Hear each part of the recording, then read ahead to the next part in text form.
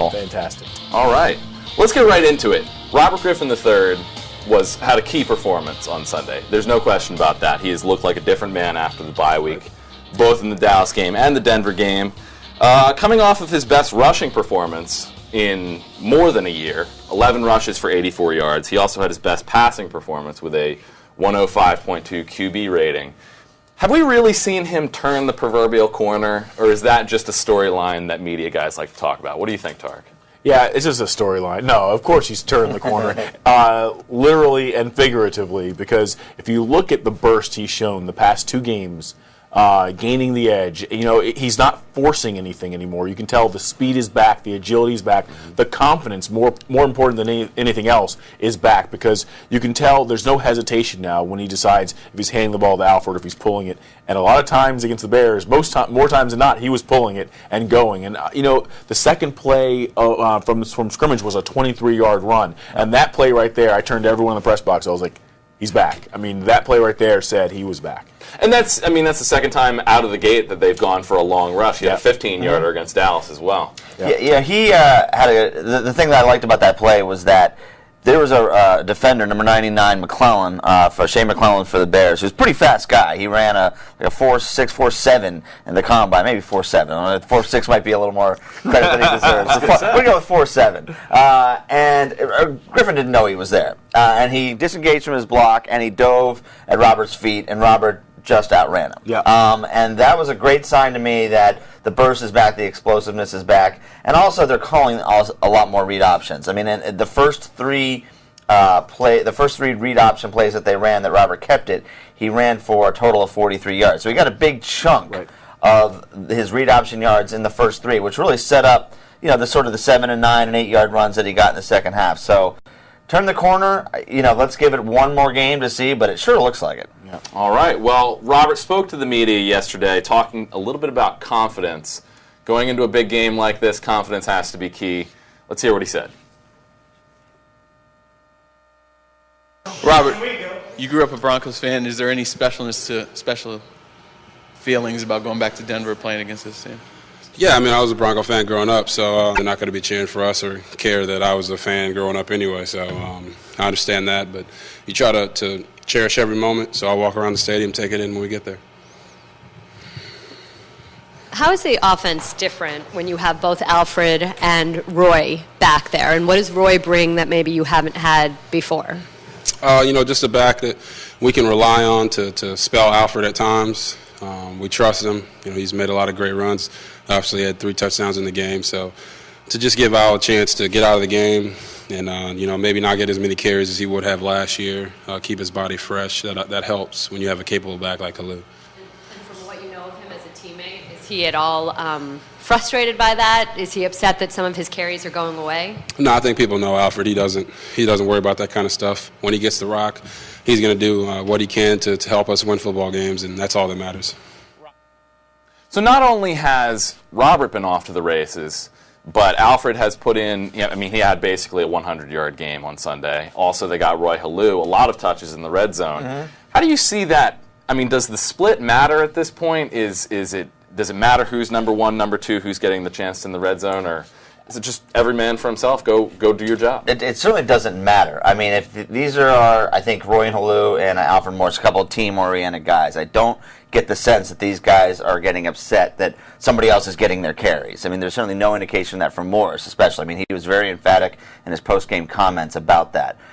So if Roy Halou is helping this team win, providing a change of pace, or even in the case that I don't think the opposing defenses are expecting him to run up the middle. He seems like more of an outside guy, more of a pass-catching guy, and he's getting a lot of his yards in the middle. So if that's working, there's no problem. The Redskins need every single point that they can score right now with their defense playing the way they are. So, whatever's working, let's stick to it, and I don't see that, Alfred Morris not getting his touches is a problem at all. If Morris takes the long view here and not the selfish view, then this can extend his career, because I'm not sure how many years you can go with 335 carries and the rugged style he plays with last year. He took some pretty good licks last year. I thought personally that it was kind of amazing that he didn't really miss any downs last year, given how hard he runs and some of the hits that he takes. Right now he's on pace for significantly less. I want to say almost 100 carries less than he had last year. You know, I know he says that it doesn't matter. It matters to everyone. You know, I mean, he wants to carry the load. He's told us in the past that he is a workhorse back who gets better the more touches he gets.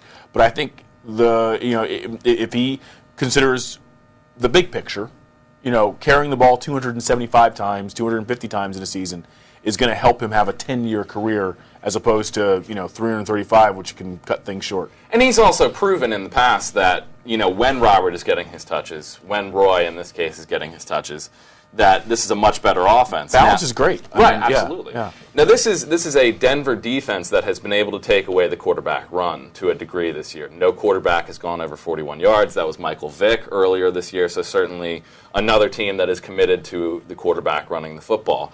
Is that a concern for the Redskins as they're setting up their offensive game plan? Are they going to have to pull back on Robert a little bit? What do you think? Well, it's a concern if it doesn't work, because that offense is running through Robert Griffin III right now. The fact that he was able to run for 23 yards on his second carry or the second play of the game is, when you saw that, I knew that I was like, okay, the offense is here today. You just see that on the second play, you realize that the Redskins came to play and what they're going to do today works. Now, the Denver defense is giving up a lot of yards, but most of it's through the air. And the Redskins have success through the air when they can get that read option thing, going. So if the Broncos are able to kind of curtail Robert Griffin III early and they go 3 and out, I mean, the Redskins can't afford 3 and outs against this Broncos offense. They also can't afford field goals. I don't want to see a whole lot of Kai Forbath on Sunday because, I mean, they average 43 points a game. And given the way the defense has kind of been hot and cold, the Redskins might need to get close to what they scored last week if they want to win this game on the road. They might need 45 again this week. They might need 55 to 52 could be the score of this game. First punt loses? Well, hopefully there'll be. I don't want to see Seth Rock on the field. I don't want to see him either. Once. I will actually. Well, I'm going to say that for the bold prediction. Okay. You're going to have the bold prediction, right? We'll see. Oh, okay. Throwing a curveball at us. For having the two backs back there, that they both have they have trust in both of those guys, particularly for Alfred in the high altitude. Is that going to be key for him to have a guy like Roy Halou that can run the no huddle, that can run the turbo offense that they instituted? Is that going to be a key this week? That's huge. I mean, I don't know if you've ever exerted yourself in Denver. Never. Okay, well, I've never played, at a high level of any sort in Denver, but I've been there a number of times. I've gone for a few jogs. It's real, like you feel it, that's wwhy teams arrive as late as they can because they don't want their players to be subjected to less oxygen in their bloodstream. They want to cut down the amount of time they're there as much as possible. I think it's going to be absolutely necessary for RG3, Alfred, Roy, they're just going to have to spread the load because you're going to see on the sidelines in the third quarter, guys are going to be looking for the oxygen mask because it's tough. Yeah. It's really tough. I lived in Boulder, Colorado for about 4.5 years, so I can speak from experience that the altitude is a very real thing. Now, Denver, I mean, it's only around 5,000, a little more than 5,000 feet, whatever it is, above sea level. So you don't notice it at first. The first quarter, everything will be the same. It's when that fourth quarter comes around that you've just been getting less oxygen throughout the game, and that begins to take its toll. Man, now it's not like going to Breckenridge where it's like 2 miles above sea level, but it does come into play when the teams need to score some points. Let's say the Redskins are down by a touchdown or so, and they need to score, and they're on the no-huddle offense and stuff like that. And they need to really have a lot of energy, especially those linemen. That's when you're going to see the altitude come into play. So hopefully, it won't matter too much. I covered the Capitals out there a number of times, and the players after the morning skate would always go, nothing, no big deal. But then you talk to them after the game, after they've done the morning skate and played in a game, and they're like, oh my God, I got a headache right now. Yeah. I couldn't get enough water in my body. That was tough. So, and the advantage really does go to the home team because they practice in it every day. They play in it. Yeah, exactly. They play in it eight times a season. So, well, if anyone should know how to do it, it should be head coach Mike Shanahan, who returns to Denver. Coming up in segment 2, we'll discuss that happy return.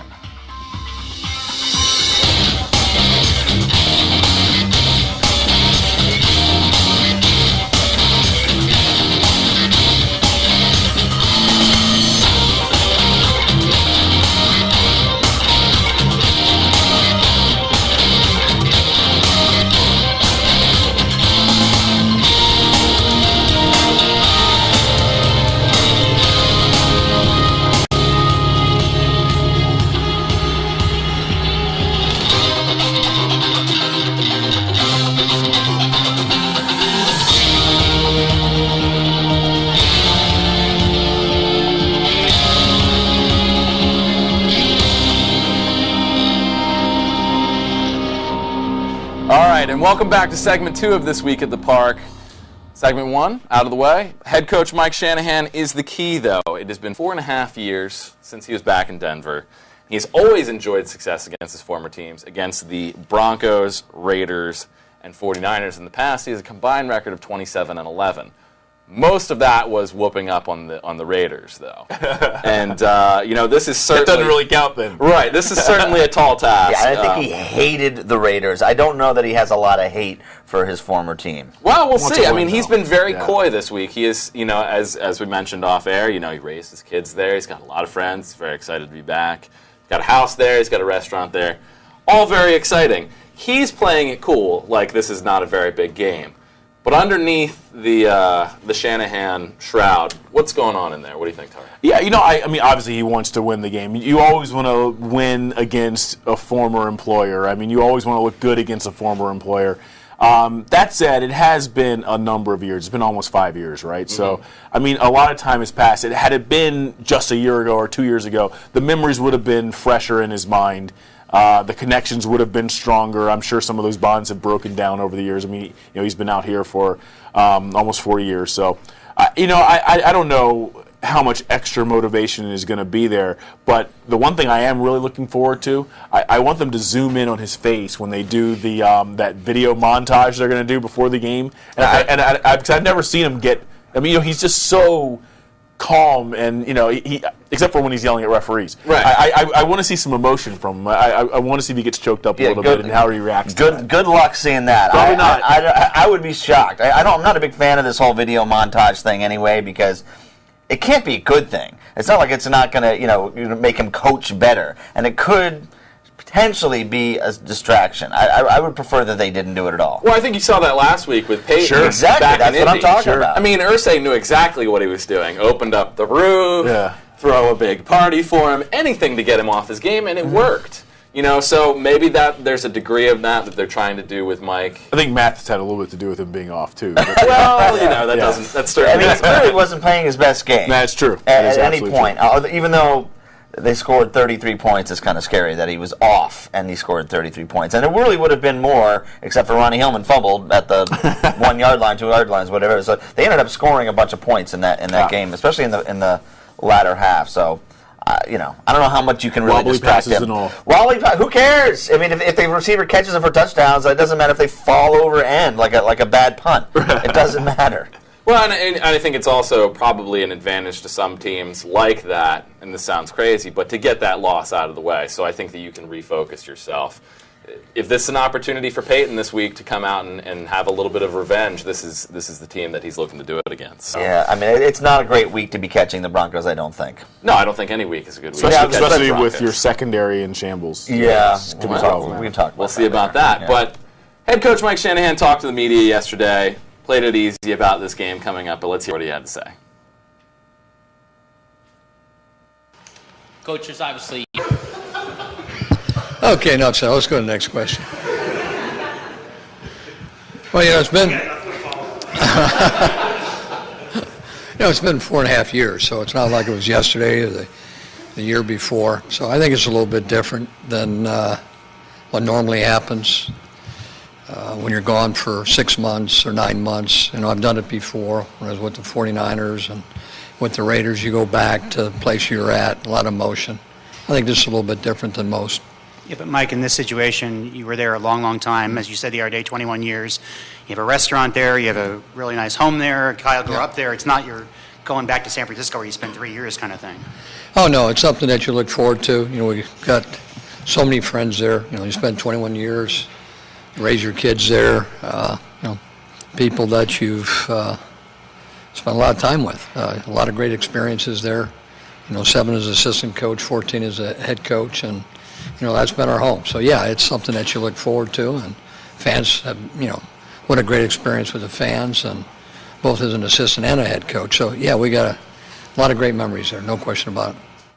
And looking to get one more great memory while he's there. This is not the team that he left, as he mentioned. It's not like he's returning to see a lot of his former players. He will actually see John Elway, one of his star pupils, who is now running the show in Denver. But there aren't that many guys left that actually played for him while he was still there. Certainly not for a very long time, maybe in the last year or two.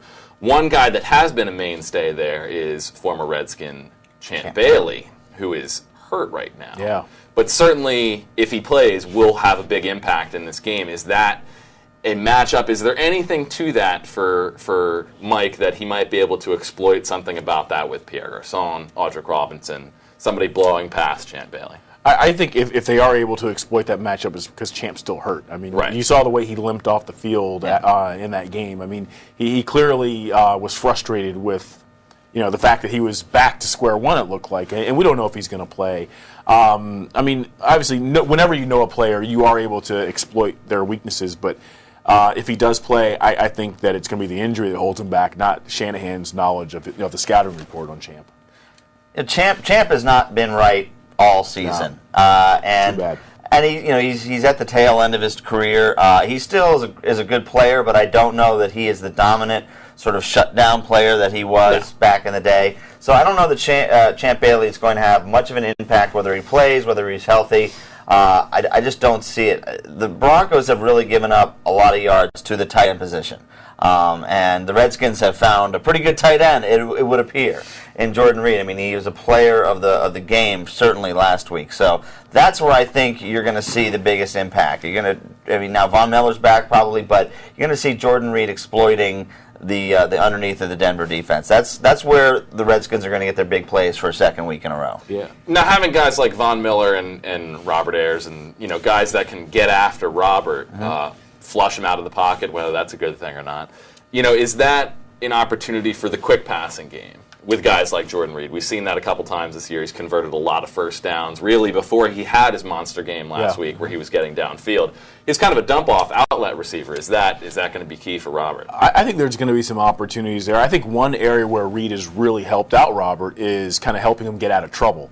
How many times has Reed? He just seems to have a very good sense of time and space. Right. And he also knows when the pocket is collapsing and Robert's going to be looking at his check down, and he just finds a way to get open. And as Robert said yesterday, he's got a wide catching radius. In other words, when Robert is under duress, he can just get rid of that ball, in the best way he can, and Jordan Reed's going to find a way to come up with it.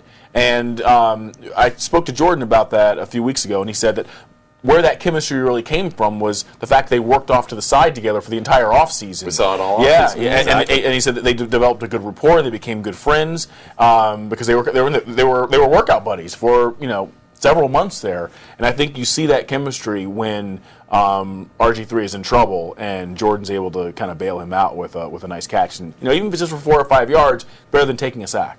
Now, real quick, Jordan Reed's a guy that has had early durability concerns a little bit. Yeah. He got hurt in that game. He got hurt previously, missed the Oakland game. This is really Training camp. Is that a concern? Sure. And he was hurt at Florida. I mean, that's one of the reasons why he dropped down to the third round, because he had a couple of days. He had a knee, and I don't remember what the other one was offhand, but he missed some time at Florida because of injuries. So you're starting to worry about that a little bit. Now, of course, we've all heard that Fred Davis, there's been some trade rumors with him.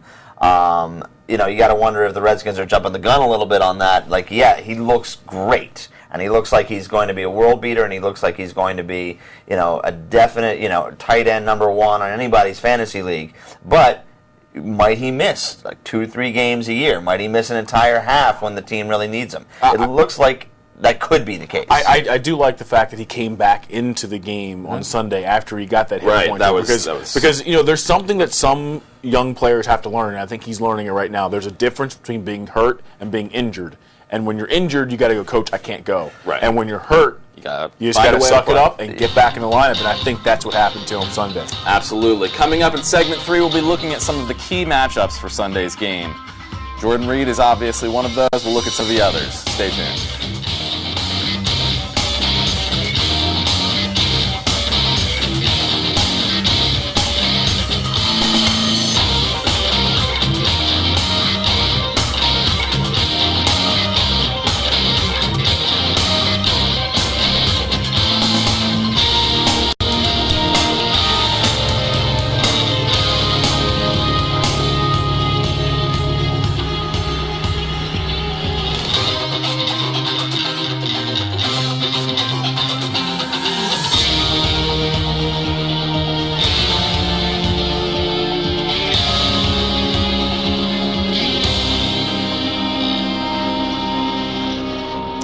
Welcome back to segment 3 of This Week at the Park. And, we were talking about matchups going out of the last break, and the Broncos bring some pretty impressive weapons into this game. They've got Demaryius Thomas and Eric Decker, who are 2 of the top 5 receivers in the league right now. They combine for about 1,200 yards, maybe a little bit more, give or take. 1,300. 4 guys on pace for 1,000 yards. Right, and they probably have about 30 touchdowns between them right now. But, both of them, I think probably the bigger concern is not those numbers. It's the fact that you're talking about 2 6'3", 220-pound receivers. You're talking about 2 Calvin Johnsons out there. How do they defend these guys, especially with a smaller secondary, especially if they don't have Brandon Merriweather? I mean, they're not going to have Merriweather, and they're not going to have, and there's a possibility they won't have Reed Doughty. I mean, I know he's going to try like heck to get out there in that game, but I mean, if you're down both of your starting safeties, and you have Demaryius Thomas, and like you said, Eric Decker, and then who's going to cover Wes Welker? I mean, the list just goes on and on. I mean, Moreno's having a good year. There are just so many weapons, and I mean, Peyton is the master of just, even if you're making adjustments from play to play, he figures it out. I mean, it's almost like he's a step ahead of the defensive coordinator. The king of the audible. I mean, that is why he's able to pick apart. That's why he's able to pick apart defenses. I mean, and you just wonder at what point are they going to have too many weapons up against them in a way that's going to really stop them at all. My matchup that I'm focusing on are the Broncos tackles versus Brian Orakpo and Ryan Kerrigan. Because Ryan Clady is out for the year. He's been out for most of the year, I think, if not all of it. I can't remember exactly when he got hurt, but was it the preseason that he got hurt? It was early on. It was early on, in any case. Now, they were able to mask that with a little bit, and Orlando Franklin has been doing an okay job on the other side. But he's hurt now. So both of their starting tackles are out, and you saw Mathis was able to get to Peyton Manning as a result of that, because you can mask the deficiencies of one guy being out, but 2 of your starting tackles being out, that's a problem. And I think that the Redskins, if they have a strength in the defense, clearly it is the Orakpo-Kerrigan combination. Kerrigan has now 5.5 sacks. Brian Orakpo had a pretty good game. He didn't have any sacks, but he had some good quarterback pressure, and he obviously got his first interception of his career, first touchdown of his career. So thank you, Reed Doughty. Exactly. Well, that was that was kind of big, and Jay Cutler might have sailed that ball a little bit. Jay Cutler didn't seem like he was really on last week until they got hurt. That's a side note. But anyway, that's where the Redskins are going to stop the Broncos, not in the secondary, in the pass rush. Now, what we saw from the Colts is that they used a lot of man coverage. They pressed, they bumped at the line, and they got after Peyton Manning. They got in his face, even if they weren't getting to him. 4 sacks. Right, 4 sacks is huge, but it was the constant pressure, too. It's getting in Peyton's throwing lanes. But the issue becomes that Ryan Kerrigan and Brian Orakpo, as you mentioned, in the last 2 games haven't had a whole lot of consistent success getting to the quarterback. We've seen that at times in the past where Ryan Kerrigan will go a couple games without a sack. Even if they are getting good pressure, they really need to hit home this week, don't you think? They absolutely need to get home. The one injury that I'm really concerned about is Stephen Bowen. He's got that torn PCL in his right knee. Now, he was able to play on it. He has played through that before. In 2011, he played when he had it on the other knee. Right. But you know what? In terms of pass rush, Bowen he just takes up a lot of space. He's one of the guys who allows those outside linebackers to get home. And if he's not playing at 100%, and I don't see how you can when you have a torn ligament in your knee, that's going to be a problem. If he plays at all. I'm amazed that he's even considering playing. Absolutely. And I didn't know that he played on that before. That's 2011. Who plays on a torn ligament in their knee? Now, PCL is not the ACL. We all know that, but that's still pretty impressive. So kudos for him for doing that. And I couldn't agree with you more about the fact that the Broncos seem to be susceptible to that, and they're susceptible to quarterback hurries. In fact, and thank God for stats guys out there. This is a great time to be alive as a sports fan, because there is somebody out there who is measuring the percentage of plays where Peyton Manning is getting hurried. And Peyton Manning was hurried like 15% more against the Colts than at any other point in the season. So that tells you that people are figuring out some stuff. There's some stuff on film. The Broncos' offensive line is beat up. Redskins have a good pass rush.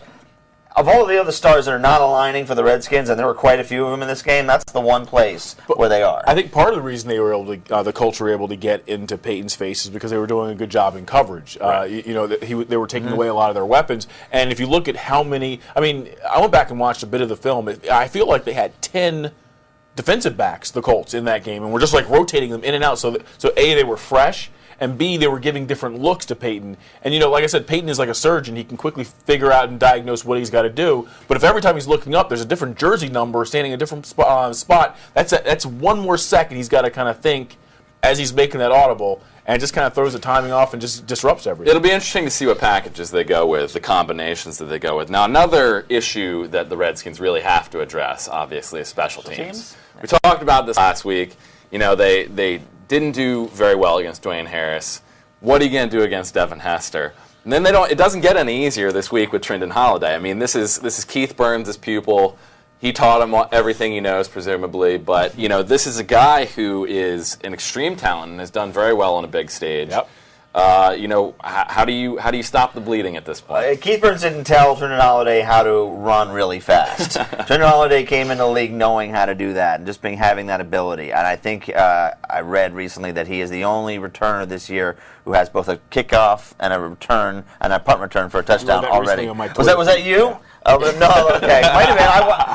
I do read a lot of the folks at sonofwashington.com do read CSN Washington on a regular basis. You are good friends of ours, at least through the media, and on the set, I'd like to think. Say, what are you wow. Here, you don't see the off-camera stuff, but anyway, I think that the special teams is such a problem right now, and it's such a situation now where it could be 3 games in a row where they give up a touchdown in the special teams, and I feel sorry for Keith Burns because he cannot get out there and tackle, and I think he's doing everything he can.